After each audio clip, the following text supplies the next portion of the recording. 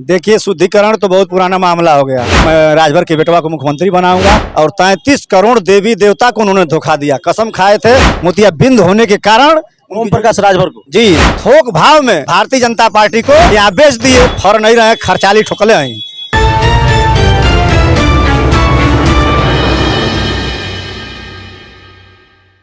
नमस्कार, आप देख रहे हैं हिंदुस्तान तक न्यूज। मनोज टाइगर की आवाज, जो कि यहाँ पर बता दूं कि रसड़ा के पवित्र धरती नाथ नगरी में है। कहीं ना कहीं निकाय चुनाव चल रहा है यहाँ पर और तमाम नेता जो कि हर पार्टी के दमखम लगा रहे हैं। एक ऐसे शख्स से मिलाएंगे जो हमेशा विवादों में घिरे रहते हैं, मनोज राजभर, जो स्वाभिमान पार्टी से हैं। आइए उनसे रूबरू कराते हैं उन्हीं की जुबानी। जी बहुत बहुत नमस्कार हमारे चैनल पे। जी आप अपना फुल परिचय देते हुए। सबसे पहले आपके सभी दर्शकों को बहुत बहुत बधाई और धन्यवाद देता हूँ कि आपका चैनल दिन रात चौगुना तरक्की करे। और यहाँ भिरगू बाबा की धरती है बलिया और नाथ बाबा की नगरी है और चंद्रशेखर आजाद जी हैं। इस चौक पर मैं हूँ, इनको भी मैं श्रद्धांजलि देता हूँ और इस धरती को प्रणाम करता हूँ। कई दफा देखा गया सूत्रों के मुताबिक या सुर्खियों के मुताबिक हमेशा विवाद में घिरे रहते हैं।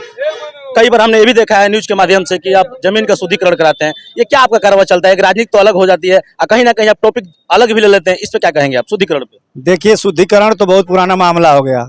वह मेरे ग्राम सभा का मामला था। हमारा रैली करने आए थे तो उस जमीन का मैंने हवन पूजन करके और वहाँ के वातावरण को मैंने शुद्धिकरण किया था। और कोई उससे हमसे उनके नीति का मैं बगावत करता हूँ। 20 साल हो गया, एक भी उन्होंने लीडर बनाकर लखनऊ में नहीं भेजा, एक भी विधायक नहीं बना के भेजा। और कहते हैं कि मैं राजभर के बेटवा को मुख्यमंत्री बनाऊंगा और 33 करोड़ देवी देवता को उन्होंने धोखा दिया। कसम खाए थे कि मैं बनारस से चला हूँ, 33 करोड़ देवी देवताओं को पूछकर आजीवन चुनाव मैं, चाहे मेरी आल औलाद नहीं लड़ेगी। लेकिन जब पार्टी जम गई, झमक गई, जब चल दी, उसके बाद अपने लड़े, अपने बेटा को लड़ाए। ऐसे ही परिवारवाद, वंशवाद उनको मोतियाबिंद हो गया है। उनको मोतियाबिंद होने के कारण ओम प्रकाश राजभर को, जी उनको मोतियाबिंद हो गया है। परिवारवाद की पार्टी है, एक बाप बेटा की प्राइवेट लिमिटेड फर्म है। पार्टी बनाकर चंदा इकट्ठा करके अपने बेटा को विदेश में मौज करवाने वाली पार्टी है। सर देखा जाए तो हमेशा सुर्खियों में बने रहते हैं और कहीं ना कहीं ओम प्रकाश राजभर को ही क्यों निशाना बनाते हैं? और भी राजभर है, जैसे मान लीजिए अनिल राजभर हैं, तमाम राजभर लोग अदर पार्टियों में कार्य को आगे बढ़ा रहे हैं अपनी अपनी पार्टी दल से। तो क्या आपका विवाद चलता है खासकर ओम प्रकाश राजभर से? अच्छा ये बताइए कि भैंसी को दर्रा चोटा खिलाएंगे, भैंस को दर्रा चोटा खिलाएंगे तो उसी से दूध की उम्मीद करेंगे? हाँ, तो ओम प्रकाश राजभर जी को राजभर समाज इतना स्कूटर से फॉर्च्यूनर तक पहुंचाया है तो उन्हीं से सवाल करेगा। यही है कारण कि उनके नीति का हम लोग विरोध करते हैं, उनका विरोध हम लोग नहीं करते हैं। उनकी नीति बहुत घटिया नीति है। जैसे आज मैं रसड़ा में खड़ा हूँ, इस रसड़ा नगर पालिका में उनका केंद्रीय कार्यालय है और घर है, उनके नाम से यहाँ राशन कार्ड है, यहाँ के वोटर लिस्ट में नगर पालिका में है। लेकिन वह यहाँ पर उनको कैंडिडेट नहीं मिला। पूरा उत्तर प्रदेश में चुनाव लड़ा रहे हैं कि उत्तरांचल, मध्यांचल, फलान ढेकान, लखनऊ, घोसी, यहाँ वहाँ कैंडिडेट वो दे रहे हैं। एक दिन का भी कार्यकर्ता नहीं था, एक मुस्लिम कैंडिडेट दिए घोसी में। यहाँ क्यों नहीं दे दी? यहाँ तो अच्छी खासी जनसंख्या है, रसड़ा में मानी जाती है हमारे समाज की। जब जाति के नाम पर पार्टी बनी है तो यहाँ कैंडिडेट देना चाहिए। यहाँ कैंडिडेट नहीं दिए, थोक भाव में भारतीय जनता पार्टी को यहाँ बेच दिए।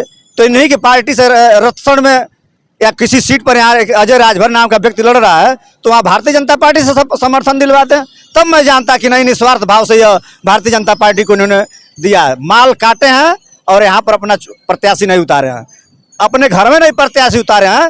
यह रसड़ा केंद्रीय कार्यालय ही बेच दिए भारतीय जनता पार्टी। नेताजी एक सवाल उठता है कि क्या आप लोग भी यहाँ पे निकाय चुनाव में अपना प्रत्याशी उतारे हैं कि नहीं रसड़ा में? नहीं, देखिए हमारी पार्टी अभी नई जरूर है लेकिन पुराने लोग हैं और हम लोग 2024 और 2027 की तैयारी मानकर चल रहे थे। तब तक बीच में चुनाव आ गया। लेकिन हमारा प्रत्याशी आजमगढ़ की एक अजमतगढ़ सीट है, वहाँ पे लड़ रही है।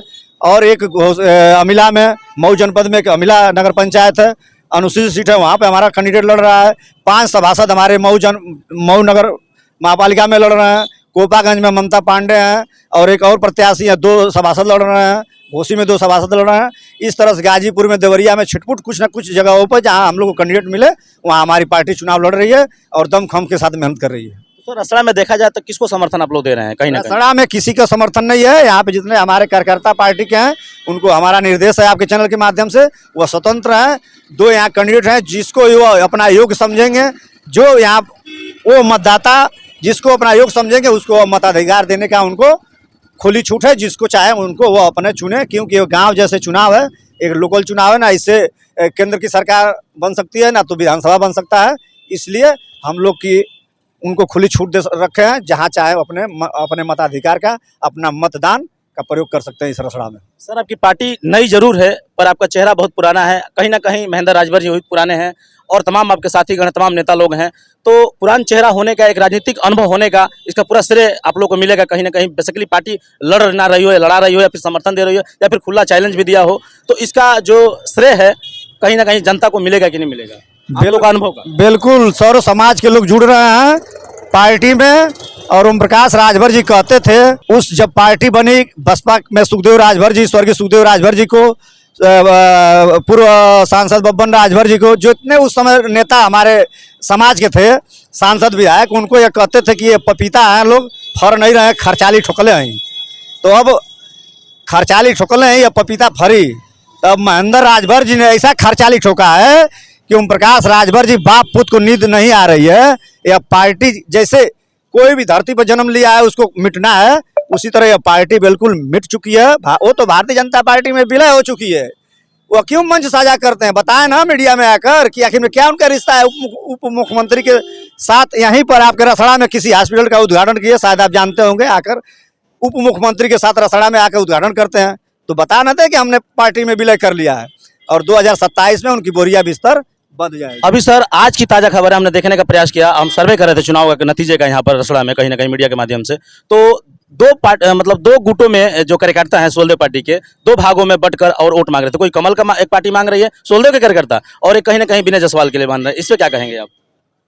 श्री ओम प्रकाश राजभर जी की नीति से यहाँ पर बड़े पैमाने पर टूटन हुई है। कम से कम उनके लोग 250 लोग पहले पार्टी छोड़े, फिर छोड़े हैं पार्टी, और उनके लोग जो निकाले गए हैं पार्टी से, वह लोग सभी लोग हम लोग के संपर्क में हैं और वह लोग आएंगे, उन लोग को मान सम्मान और सोलदेव स्वाभिमान पार्टी में उनको स्वाभिमान कि उनकी रक्षा की जाएगी और उनको कोई भी आँच नहीं आएगी। जो निकाय चुनाव चल रहा है, कहीं ना कहीं अपने दर्शकों को और अपने पार्टी के जो कार्यकर्ता हैं और यहाँ के जो मूल निवासी हैं रसड़ा के, जो निकाय चुनाव चल रहा है, उनको क्या संदेश देना चाहेंगे? उनको संदेश देना ये चाहेंगे कि यह निकाय चुनाव है, अपने मताधिकार का प्रयोग रुपया, दारू, ऐसे चीज़ों पर, साड़ी पर, पैसे पर आप मत दीजिए। अपना मतदान, मत को जिसे दान कहा जाता है, दान के रूप में अपने मतदान का आप प्रयोग अपने ढंग से, अपने विवेक से, जो भी आपको प्रत्याशी योग्य दिखाई देता हो, आप उसको मत दे सकते हैं। बहुत बहुत धन्यवाद मनोज राजभर जी। आपको बता दूं कि सोलदेव स्वाभिमान पार्टी के राष्ट्रीय महासचिव से अभी मुलाकात आपसे मैंने कराया, रूबरू कराया, जो हमेशा विवादों में बने रहते हैं और कहीं ना कहीं तीखा सवाल जवाब करते हैं, और इसी से इनकी बहुत बड़ी पहचान है और उपलब्धि है। और अच्छा संदेश देते हुए आपका हार्दिक स्वागत अपने चैनल के माध्यम से। हिंदुस्तान तक न्यूज़, मनोज टाइगर, धन्यवाद।